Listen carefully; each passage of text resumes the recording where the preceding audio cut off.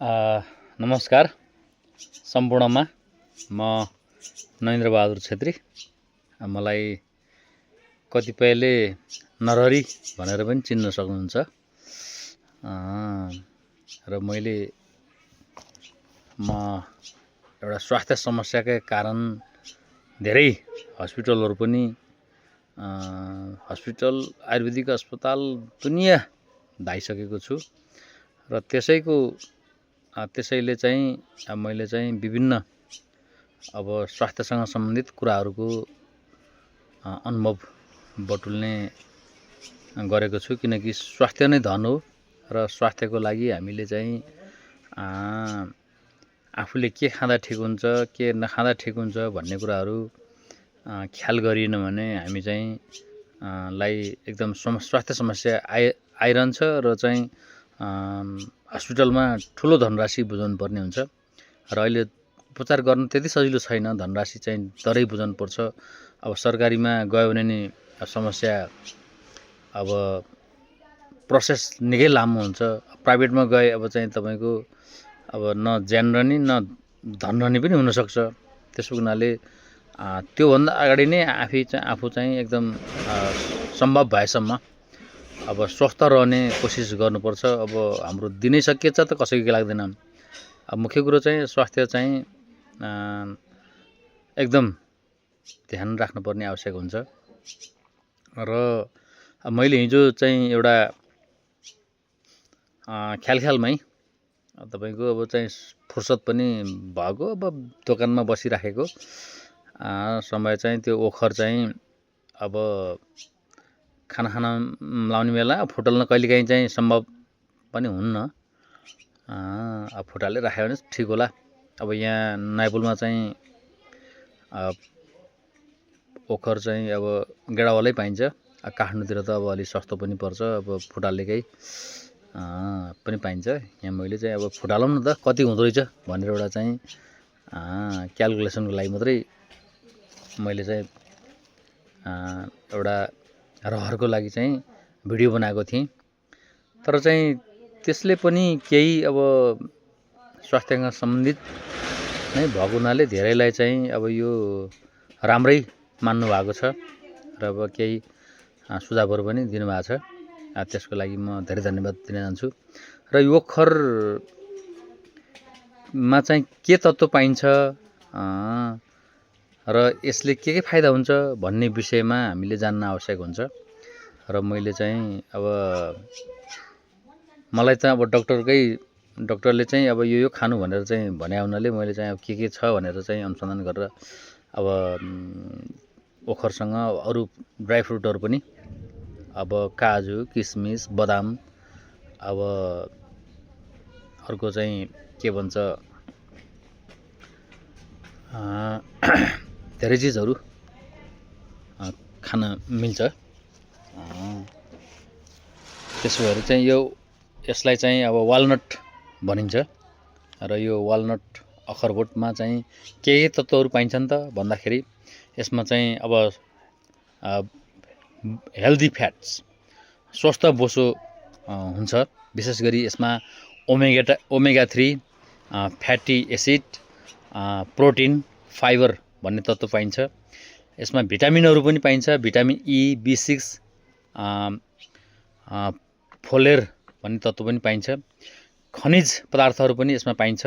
Magnesium, phosphorus, copper, magnesium, manganese, एन्टिअक्सिडेन्टहरू पनि यसमा पाइन्छ।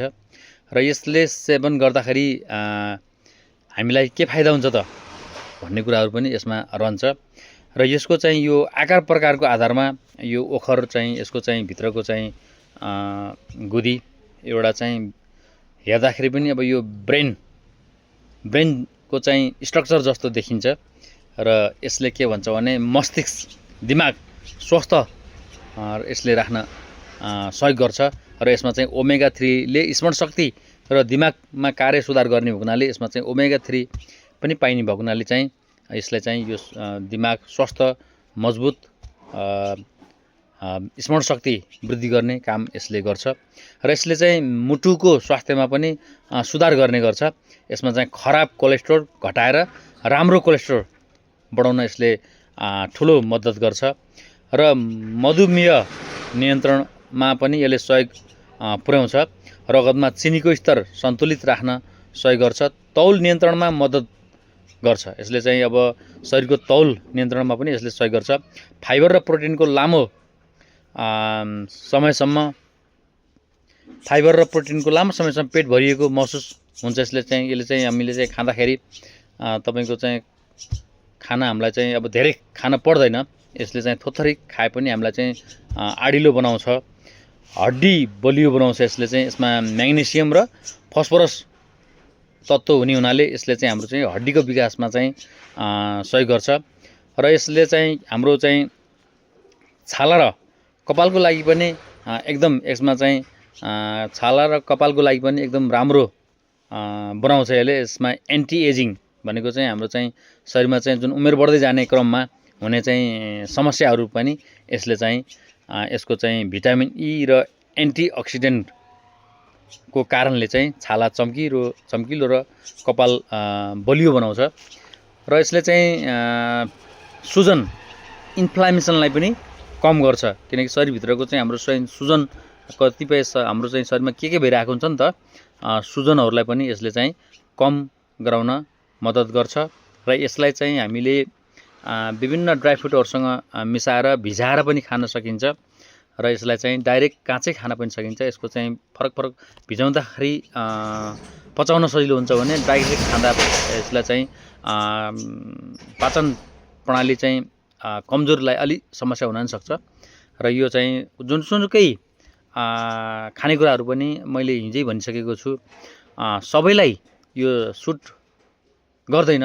तपाईको आफ्नो शरीरको चाहिँ बडी स्ट्रक्चर, बडीको हर्मोन, उसको चाहिँ क्यापासिटी, इम्युन सिस्टम सबैको कारणले गर्दाखेरि उसले चाहिँ शरीरअनुसार चाहिँ कसैलाई चाहिँ यसले राम्रो गर्छ, कसैलाई नराम्रो गर्न पनि सक्छ। त्यसो भएर सबै चिज अमृतहरू छन्। हरेक चिजमा चाहिँ तपाईको शरीरलाई आवश्यक पर्ने तत्त्वहरू पृथ्वीमा पाइन्छ, तर सबैको शरीरलाई चाहिँ ती सुट गर्दैन र हाम्रो शरीरले हामीलाई के खाँदा सुट हुन्छ, के खाँदा सुट हुँदैन भन्ने कुराहरू हामी आफैले अनुसन्धान गर्ने हो। डाक्टरले भनेकै आधारमा मात्रै हामी चाहिँ स्वस्थ हुन सकिँदैन। हामी आफैले आफ्नो शरीरलाई के चाहिन्छ, के चाहिँदैन, के खाँदा हामी स्वस्थ हुन सकिन्छ, के हुन सकिँदैन भन्ने कुराहरू हामीले चाहिँ विश्लेषण गरेर हाम्रो शरीर आफैले चाहिँ कहन्छ। यो कुरा हामीले चाहिँ हाम्रो शरीरले के कहेको छ भन्ने कुरो चाहिँ हामीले चाहिँ सोच्न सकिएन,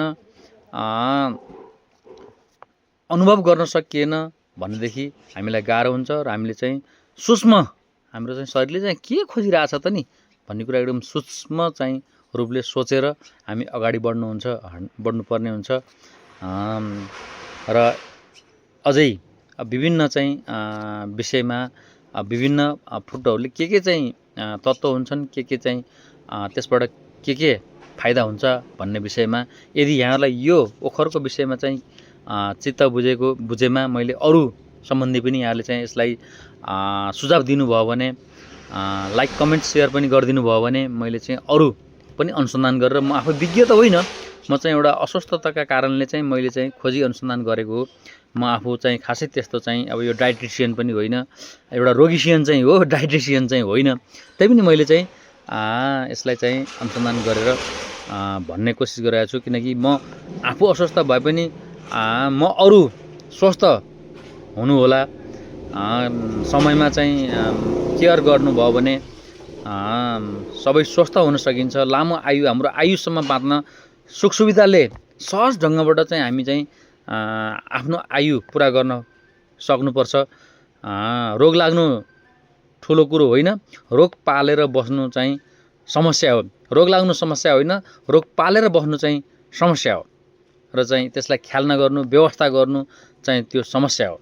त्यसो भएको हुनाले सबभन्दा ठुलो कुरो रोग लाग्यो भनेर चाहिँ चिन्ता मानेर सन्चो हुने त होइन। हामीले चाहिँ आफै ख्याल गरेर त्यसलाई चाहिँ बिर्सने, मलाई रोग लागेको छ भनेर बिर्सन पऱ्यो नि त।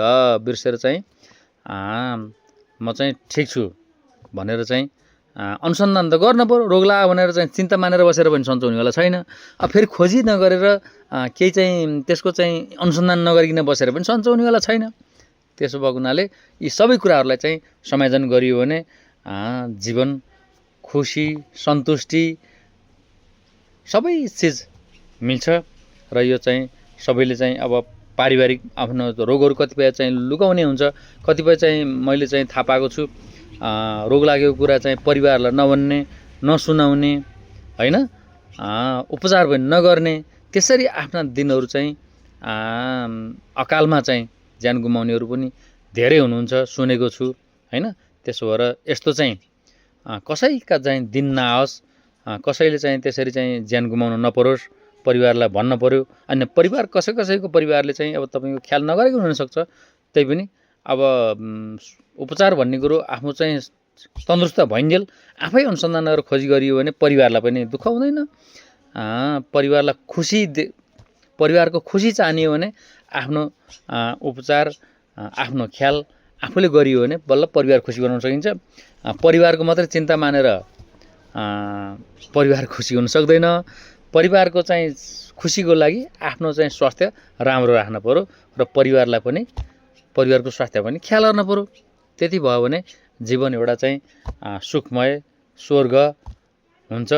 नत्र चाहिँ सबभन्दा चाहिँ अपराधी भनेको त रोग चाहिँ पाल्नु,